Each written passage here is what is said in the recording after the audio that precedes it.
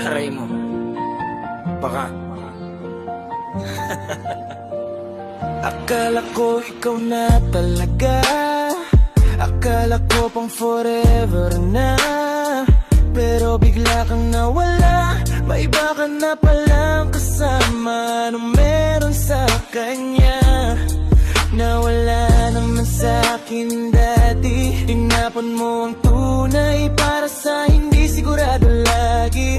Tinanong ko ang sarili ko, saan ba ako nagkulang?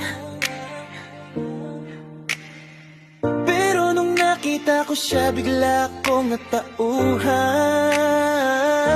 Aray mo pa ka, ang sakit pala.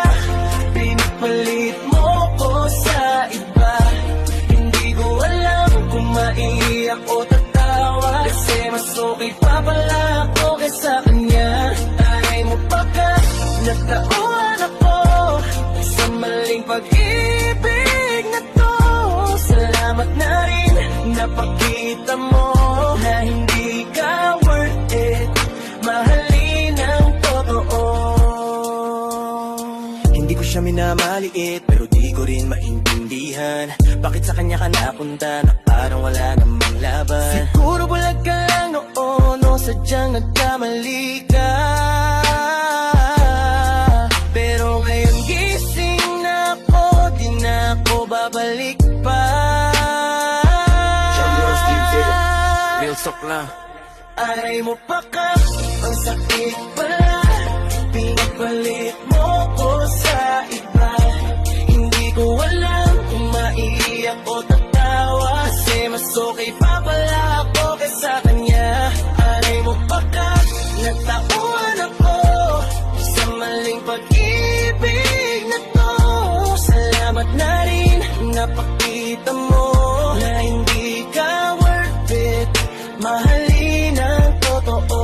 Oo, masakit pero okay lang, kasi ngayon malinaw na ang lahat. Hindi ako talo sa laban, ikaw ang nawala, di ako ang bagsak. Ginawa mo kung option, reserva lang, habang siya ang bida sa kwento mong sablay. Pero ngayon ako na ang tatawa, kasi alam ko ako ang tunay. Hindi ko kailangan makipakompetensya sa takong wala namang kalidad. Kung pinili mo yun, choice mo na yan. Pero ka-level up, di na pa sige na, sa kanya ka na.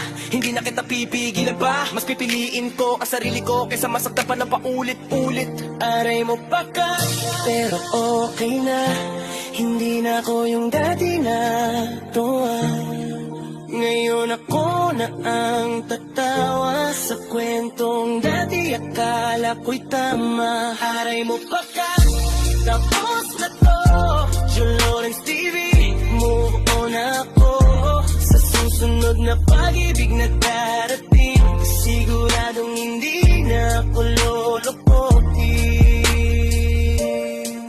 Yeah, minsan kailangan mong masaktan para matauhan.